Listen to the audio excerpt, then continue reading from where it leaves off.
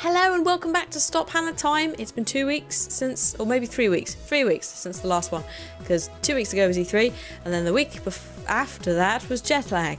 So sorry there wasn't one last week, but I was jet lagged, and I kind of didn't want to do any work.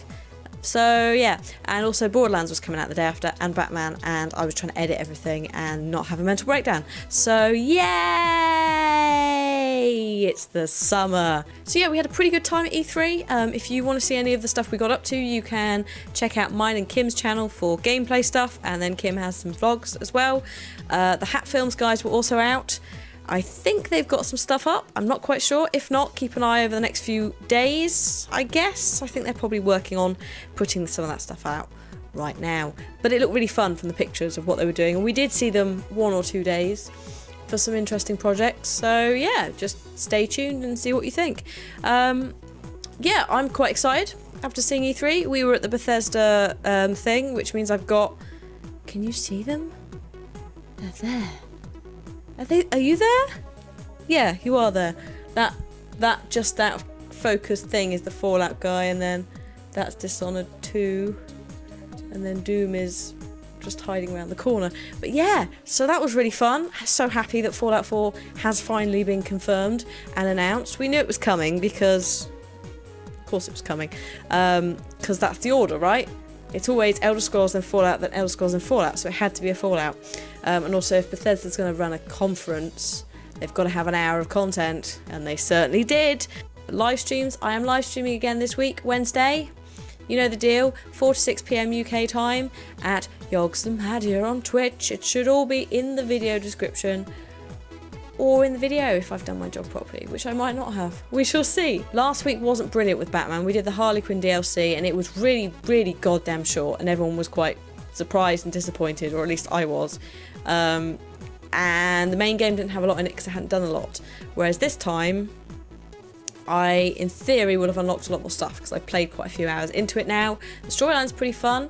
I have no idea how I've gotten it working on the PC. It does drop some frames here and there, but on the whole, it's perfectly capturable for YouTube. And I have no idea how it's working. I genuinely have no idea. It's just a miracle. Bear in mind, this is the same computer that can't play The Witcher. I have no idea.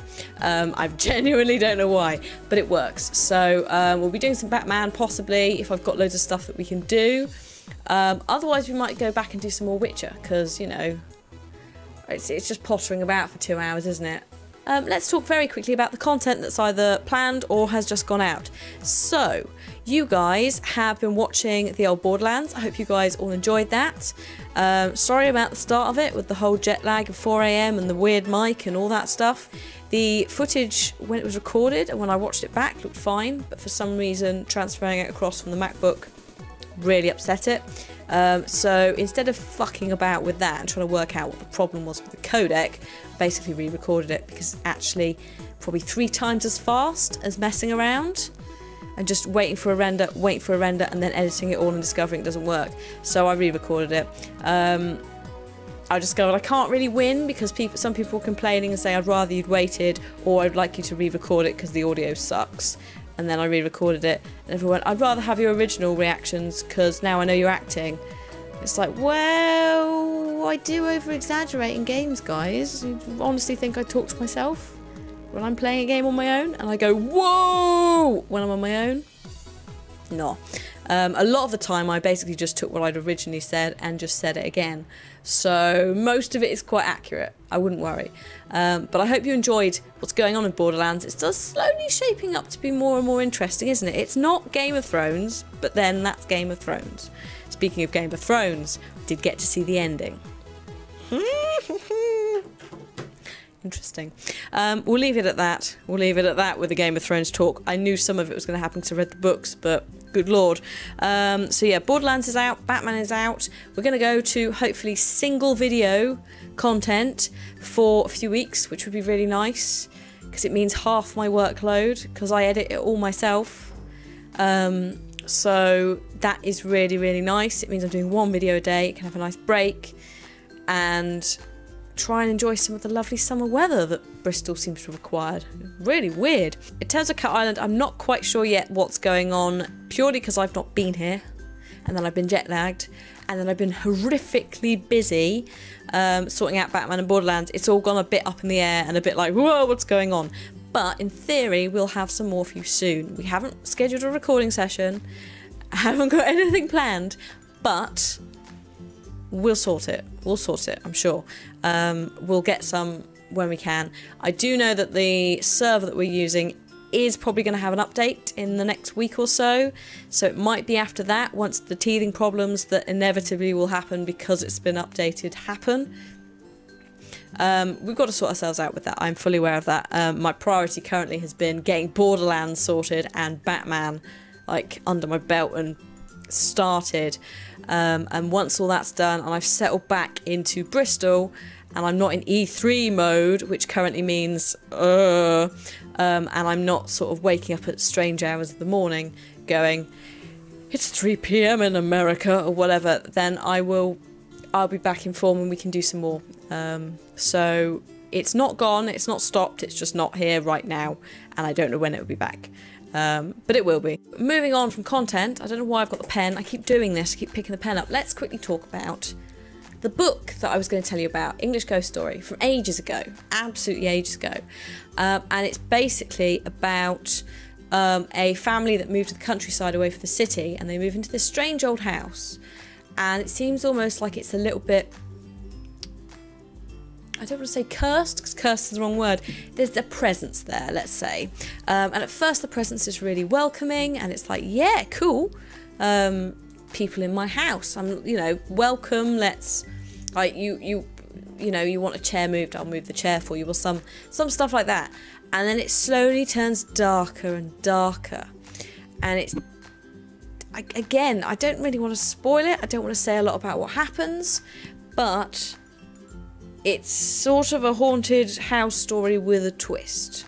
In fact, that's exactly what a man called Stephen Jones says on the back, on the blurb. But it's nice, it's got some nice little twists and surprises. The language of it is pretty easy to read as well. It's not really complex, in case you're worried about that.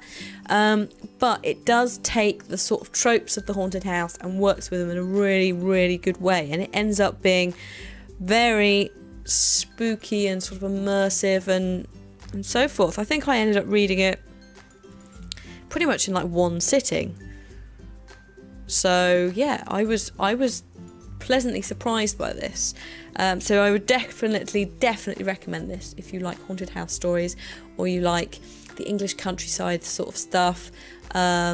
Maybe if you're into, or you as a kid you were into sort of like Enid Blyton, because there's a whole backstory of like the original owner of the, or the previous owner of the house wrote children's stories, so that has a tie into the story, because they end up, you know, finding things that she's left behind and so forth.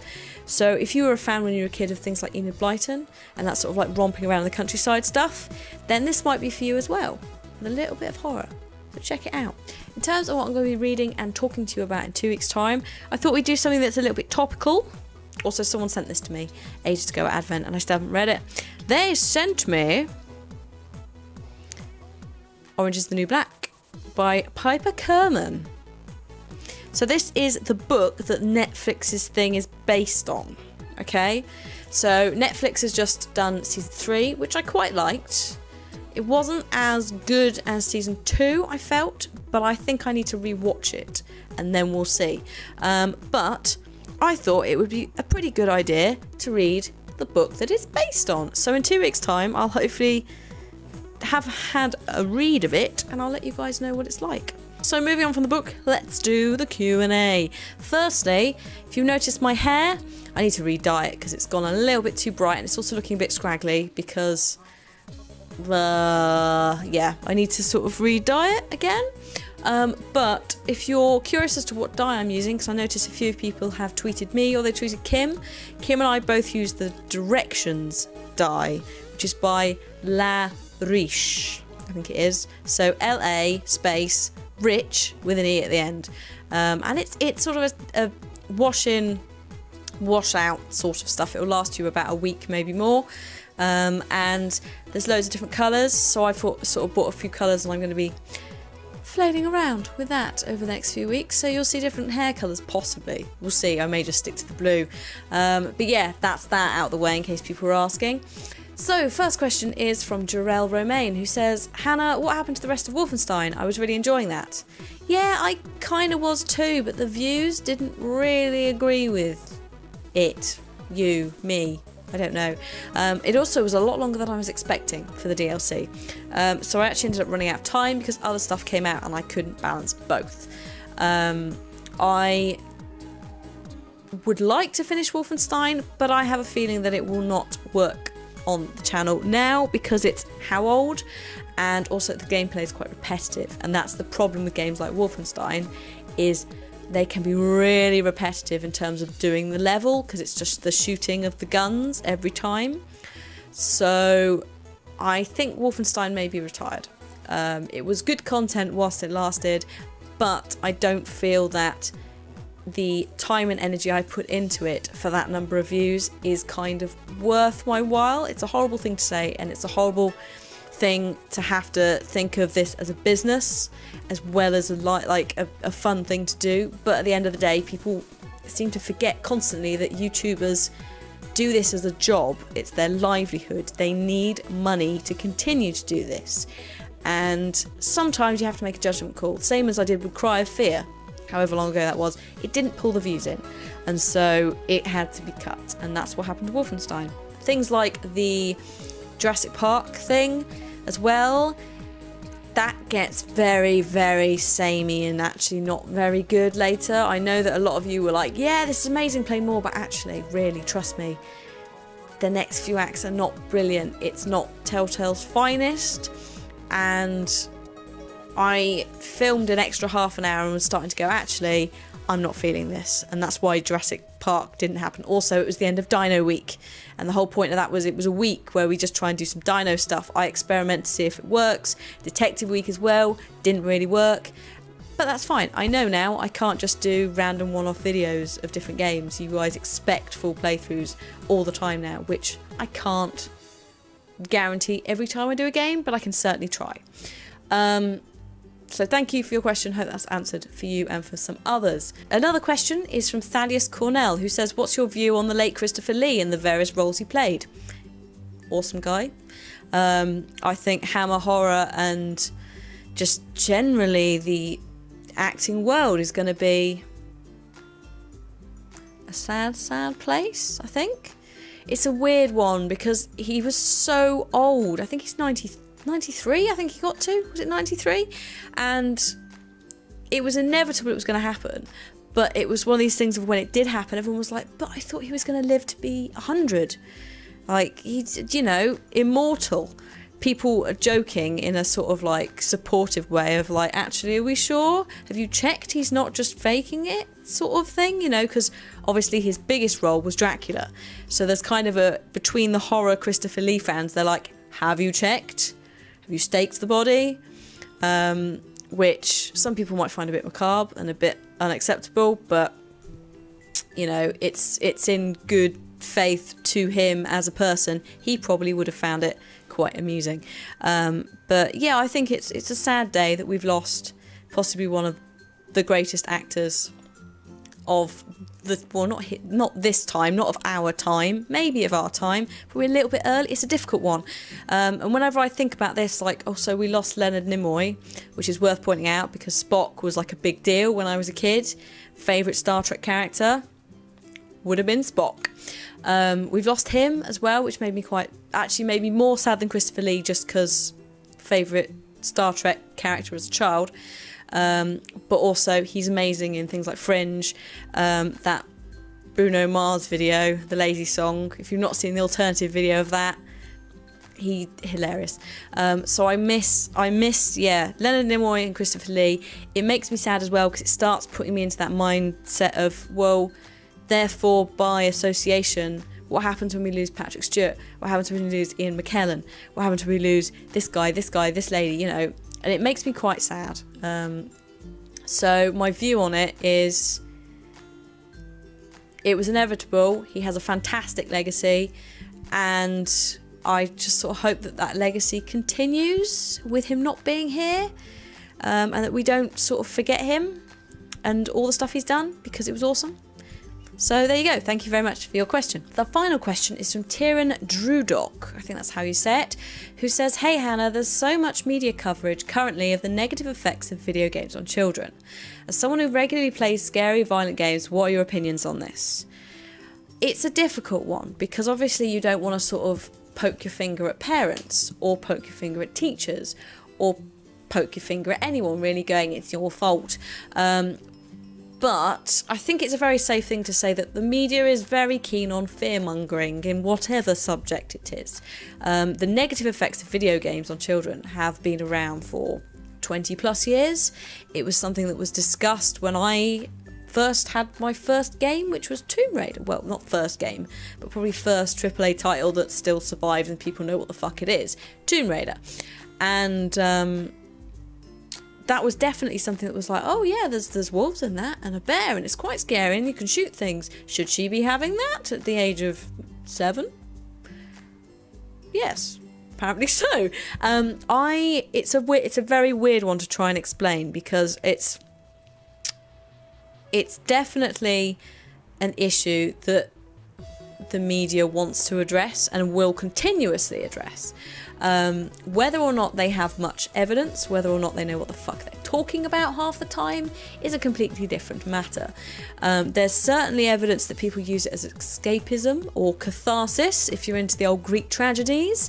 It means to like purge or escape, or to sort of experience some shit going down without you actually experiencing yourself. So plays used to do tragedy and horrible events on behalf of the audience, and the audience would feel a purge or relief when the event was over without actually having to experience the actual event in reality to themselves. So I really like scary games. Violent and scary are separate. I'll put that out there. I like scary because I fucking love horror. And I find scary fun, and for me it's a catharsis thing. If you look at my face during Outlast and other Fright Night stuff, 9 times out of 10 there will be an element of a smile in there, even though I'm screaming. And I enjoy that scare thing because it's a healthy place to get scared, get the adrenaline going and do all that stuff without it being a really scary environment. So for me, I find it cathartic. Violent games, I also find cathartic. I don't like them as much. I don't enjoy like Street Fighter. I don't enjoy games where it's just fighting. I won't watch wrestling either, for a similar reason of it's okay, it's mostly staged, but I'm not a big fan of the let's have a fight for no reason thing. When it comes to things like Batman or Shadow of Mordor elements where there is arguably violence and decapitations and all that shit, I'm playing it more for the story, but if there's violence there, then okay. If it's dressed up as like fucking awesome combat that I'm pressing buttons for, then yes. And it does come into escapism a little bit there for me as well. It certainly doesn't mean that I will take what I've learned in a game and go and apply it to the real world. I don't recall my parents being particularly like, you shouldn't do this. Maybe I had a decent sense of morals before I started playing video games. I don't know. But I was surrounded with video games and sci-fi and fantasy and all these places where, you know, people shoot each other all the time. And I don't feel that that on its own is a dangerous thing and it's a negative thing. I think the important thing is to explain context. Explain to your children before you're playing these games with them that it's not cool to do this stuff. Certainly don't throw them an 18 when they're like 6 years old. There should be some sort of moderation. And there certainly shouldn't be all this finger pointing at games themselves. There is evidence both ways that people use it as a healthy escape.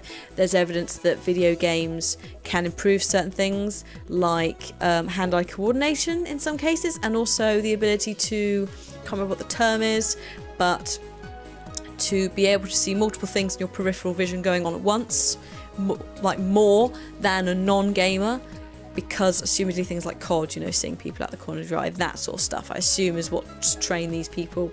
But okay, there is also evidence that If you give a violent game to someone who has severe mental health problems, they may take it as an influence and go out and do something. It may be that children with a specific mindset earlier on are going to be susceptible to certain ideas as they grow up. But that doesn't necessarily mean that comes from games. It could come from the other villainous things such as TV, film, rock music, and even novels back in like Jane Austen's time, I think. I mean, it's kind of an awkward one, because not only do you have this, but you also have the flip side, which is children are influenced on a daily basis by marketing campaigns and ads, and they are force-fed stuff. And yet the media has an issue, the media that delivers it, with the negative stuff that video games are apparently force-feeding children. It's a massive can of worms, that subject. It just goes on and on and on. But I think the important thing to remember is its context. The games themselves, much like football itself as a sport, if you took all the audience people away, if you took all the fans away, football is not a violent sport. When you add the context of all the fans that come purposely to beat people up, especially the Brits are probably the worst offenders out there, I hate to say it, then you see it becomes this, is football a violent sport? And you get this layer on layer of discussion.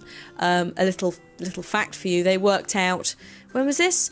2014. So after England got knocked out of the World Cup in 2014, they estimated, right, Lancaster University estimated that domestic violence in Lancashire rose by 38% when England got knocked out of the World Cup.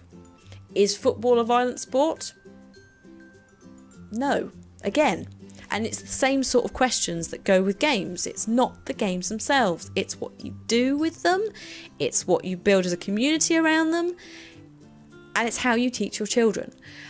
So I hope that sort of answers it in a like half-assed, well, not half-assed, but you know what I mean. There's not going to be ever a clear answer for this, because we don't know how the brain works. We can't identify certain personality types that well, that young, and say, well, that person should never be allowed near violent video games because it will make them go and commit horrible things. I just don't know. But yeah, so I hope that answered your question in some way. And yeah, I'm trying to think if there's anything else. I don't think there's anything else going on. So I hope you guys all have a wonderful week and enjoy Batman, and hope you enjoyed Borderlands, and I will see you on Wednesday for the live stream, and I will also see you next Monday. Thank you for watching. Goodbye.